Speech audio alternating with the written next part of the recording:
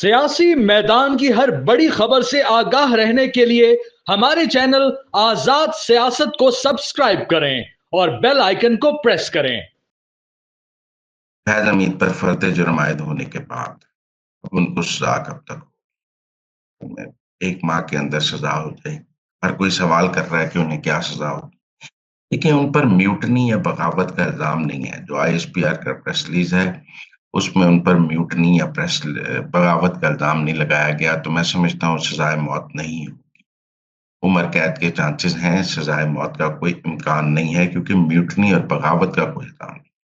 ان پر یہ الزام نہیں ہے کہ انہوں نے فوج کے اندر بغاوت کرائی، ان پر یہ الزام نہیں ہے کہ انہوں نے فوج کے اندر کمپیوٹر کرانے کا کوشش کی۔ ان پر الزام ہے کہ انہوں نے 9 مئی کیا باہر، وہ فوج کے باہر سیاسی سرگرمیوں کا، ملٹری ایکٹ کی خلاف ورزی کا، آفیشل سیکرٹ ایکٹ کی خلاف ورزی کا، نومبر میں جو آرمی چیف کی تعیناتی روکنے کے لیے جو احتجاج کریٹ کیے گئے، یا 9 مئی کو جو عسکری تنصیبات پر، یہ سب انہوں نے پولیٹیکل ایکٹیویٹی یعنی سیاسی سہولت کاری میں اثر انداز ہونے کی کوشش کی، لیکن ان پر ایسا کوئی الزام نہیں کہ انہوں نے فوج کے اندر سے کوئی بغاوت پیدا کرنے کی کوشش کی۔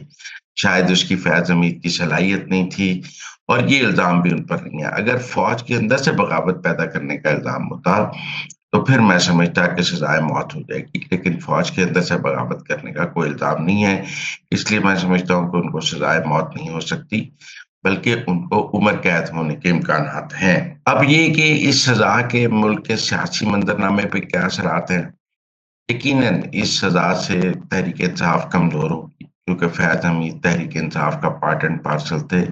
اس سزا سے حکومت مضبوط ہوگی، یہ بھی ایک پارٹ اینڈ پارسل ہے کہ فیض حمید جب تحریک انصاف کمزور ہوگی تو حکومت مضبوط ہوگی۔ اس سزا سے اسٹیبلشمنٹ کی رٹ مضبوط ہوگی۔ جو لوگ کہہ رہے تھے کہ اسٹیبلشمنٹ کی ریٹ کمزور ہو رہی ہے، اس سزا سے اسٹیبلشمنٹ کی ریٹ مضبوط ہوگی، اور وہ نان اسٹیٹ ایکٹرز جو اسٹیبلشمنٹ کو چیلنج کر رہے تھے یہ سوچ کر کہ اب اسٹیبلشمنٹ کمزور ہے، ان کو سمجھ آئے گی کہ اسٹیبلشمنٹ کمزور نہیں ہے، وہ اپنے ایک ریٹائرڈ جنرل کو بھی سزا دے سکتی ہے، تو ہمیں کیوں معاف کرے گی؟ لہٰذا میں سمجھتا ہوں کہ یہ سزا سے ایک حکومت مضبوط ہوگی، اسٹیبلشمنٹ کی ریٹ مضبوط ہوگی، اور نان اسٹیٹ ایکٹرز جو ہیں جو ملک میں سیاسی عدم استحکام پیدا کرنے کی کوشش کر رہے ہیں وہ بھی کمزور ہوں گے۔ اس کے علاوہ اس کے سیاسی منظرنامے پہ کیا اثرات ہوں گے؟ میرے خیال میں کافی انریسٹ جو ہے وہ ختم ہو جائے گا۔ اب جو صورتحال میں ہے کہ 9 مئی کے حوالے سے اگر فیض حمید کو سزا ہوتی ہے یا نومبر، تو کیا ان کو اکیلے کو سزا ہوگی یا باقیوں کو بھی سزا ہوگی؟ دیکھیں یہ ممکن نہیں ہے کہ آپ 9 مئی میں فیض حمید کو سزا دے دیں، نومبر 2022 میں جب آرمی چیف کی تعیناتی تھی اس وقت احتجاج جو کیے گئے وہ آرمی چیف کی تعیناتی کو رکوانے کے لیے کیے گئے، ان میں فیض حمید کو سزا دے دیں، اور جو فیض حمید کے ساتھ مل کر یہ سب کچھ کر رہے تھے تحریک انصاف اور عمران خان، ان کو سزا نہ دیں۔ یقیناً ان کو بھی سزا ہوگی۔ یہ تو پھر آدھا انصاف ہو جائے گا نا، کہ فوج نے اپنے حصے کا انصاف کر لیا اور سویلین انصاف نہیں ہو سکا۔ اب وہ کیسے ہوگا؟ دیکھیں اس کا ایک صورت تو یہ ہے کہ ہم ان سب باقی سب کو جو سیویلینز ہیں ان کے کو اکیوزڈ ان کا بھی ملٹری ٹرائل ہو، لیکن مجھے ابھی اس کا راستہ جو ہے وہ نظر نہیں آ رہا، کیونکہ 9 مئی کے ملزمان کے ملٹری ٹرائل کا مقدمے کا بھی ابھی فیصلہ نہیں ہوا، اور وہ بھی درمیان میں لٹکا ہوا ہے اس کی نظر ثانی۔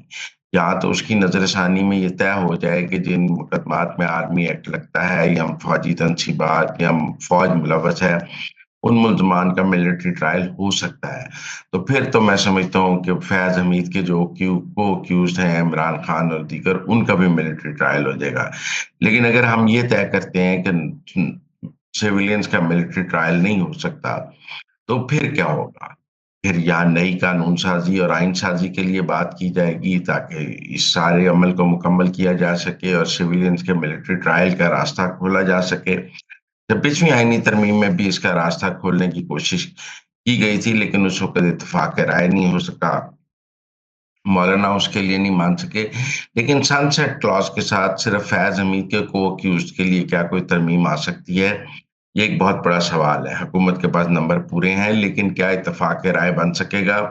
یہ ایک مشکل کام ہوگا اور اس کے لیے فوج کو اور اسٹیبلشمنٹ کو کافی محنت کرنی پڑے گی، خصوصاً بالخصوص پیپلز پارٹی، مولانا فضل الرحمان وغیرہ کو قائل کرنے کے لیے۔ دوسرا کیا ہوگا؟ دوسری صورت یہ ہے کہ جب فیلڈ کورٹ مارشل کا فیصلہ آئے گا تو اس فیصلے میں فیاض حمید کے ساتھ جو باقی ملزمان ہیں ان کا ذکر اور ان کے جو جرائم ہیں، ان کے شواہد اور سب کچھ موجود ہوگا کہ اس نے یہ کیا، اس نے یہ کیا، اس کا یہ جرم ہے، اس کا یہ جرم ہے، اس کے یہ شواہد ہیں، اس کے یہ شواہد ہیں۔ وہ سب کچھ ایک جوڈیشل فیلڈ کورٹ مارشل کا جوڈیشل آرڈر ہوگا جس میں یہ لکھا ہوگا کہ آپ اس کو وزارت دفاع کے ذریعے سپریم کورٹ کو بھجوائیں۔ کیونکہ فیاض حمید کے خلاف کارروائی کا ایک جوڈیشل آرڈر سپریم کورٹ نے کیا تھا ٹاپ سٹی کے کیس میں، اور وزارت دفاع کو کہا تھا کہ جی ایس کیو کو کہا جائے کہ فیاض حمید کے خلاف کارروائی کی جائے۔ اسی فیصلے میں جو اب فیلڈ کورٹ مارشل کا ہوگا، اس فیصلے کا ذکر کرتے ہوئے کیس واپس سپریم کورٹ کو بھجوایا جا سکتا ہے کہ آپ کے کہنے پر ہم نے فیاض حمید کے خلاف تو کارروائی کر دی ہے، لیکن جو باقی سویلینز ہیں اس کے خلاف سپریم کورٹ خود کارروائی کر لیں۔ اب اس کے بعد سپریم کورٹ کیا وہ وفاقی حکومت کو حکم دے دیتا ہے اس جوڈیشل آرڈر کے ساتھ کہ آپ کارروائی کریں، اور وہ ایک جوڈیشل کور میں ہو جاتی ہے؟ یا وفاقی حکومت اس فیلڈ کورٹ مارشل کے فیصلے کے بعد کوئی ریفرنس موو کرتی ہے سپریم کورٹ میں کہ یہ ہو گیا ہے تو اس کے بعد ہمیں یہ ہدایات چاہیے؟ یہ اب لا کیا کورس لیتا ہے یہ دیکھنا پڑے گا کہ جیک برانچ اور وزارت قانون مل کر اس کا آگے کیا راستہ نکالتے ہیں۔ لیکن اگر تو ترمیم نہیں ہونی تو پھر اس کا راستہ وہ سپریم کورٹ سے نکالا جائے گا یا وزارت قانون وغیرہ سے نکالا جائے گا، لیکن پھر بھی اس کا ٹرائل ضرور ہوگا۔ میں یہ نہیں سمجھتا کہ ٹرائل نہیں ہوگا، لیکن یہ ایک رسکی کام ہوگا۔ اور ادھر سویلین عدالتیں بری کر دیتی ہیں اور ادھر ملٹری کورٹ نے سزا دی ہو تو پھر تو بھی ایک اناملی پیدا ہو جائے گی نا کہ جی کو اکیوز جو ہیں سویلین عدالتوں سے بری ہو گئے ہیں، آگے فیض کی اپیل بھی سویلین عدالتوں میں آنی ہے تو پھر تو مسئلہ ہو جائے گا۔ لہذا فوج کی کوشش ہوگی کہ اس کو ایسے کور کے ساتھ کیا جائے کہ جو فیض کی سزا فیلڈ کورٹ مارشل کی ہے وہ بھی سسٹین کرے اور اس کے کو اکیوزڈ کو بھی سزائیں ہوں۔ لہذا اس بار تو 9 مئی میں عمران خان کی سزاؤں کی اور فیاض حمید کے ساتھ جو جرائم ہیں ان کی سزاؤں کی پوری کوشش کی جائے گی۔ اب جہاں تک یہ بات ہے کہ اس بات میں کتنی صداقت ہے کہ فیاض حمید نے عمران خان کے خلاف کوئی گواہی دے دی ہے یا عمران خان کے خلاف کوئی ثبوت دے دی ہے، آپ فیلڈ کورٹ مارشل کی کارروائی کو سمجھیں۔ سویلین ٹرائل میں یہ ہوتا ہے کہ سب سے پہلے فرد جرم عائد ہوتی ہے، اس کے بعد گواہیاں ہوتی ہیں۔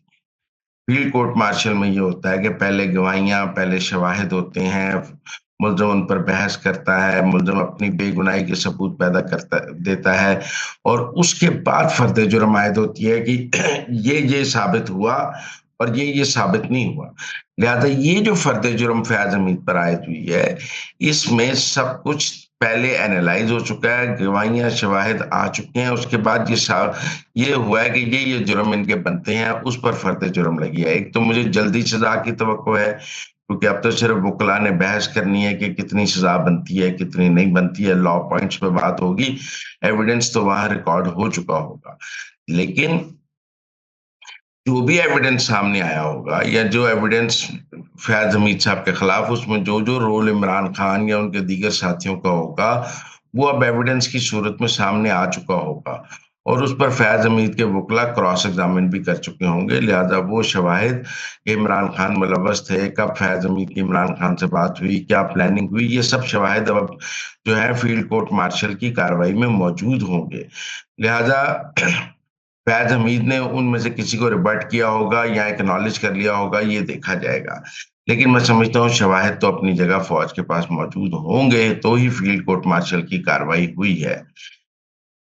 شواہد تو یہ بھی موجود ہیں کہ الیکشن کی رات فیاض حمید جو ہیں وہ چیف الیکشن کمشنر کو پی ٹی آئی کے حق میں ریزلٹس تبدیل کروانے کے لیے بھی دباؤ ڈالتے رہے ہیں، اور اس بات کے شواہد بھی موجود ہیں کہ وہ الیکشن کے عمل میں اثر انداز ہوتے رہے ہیں پی ٹی آئی کے لیے۔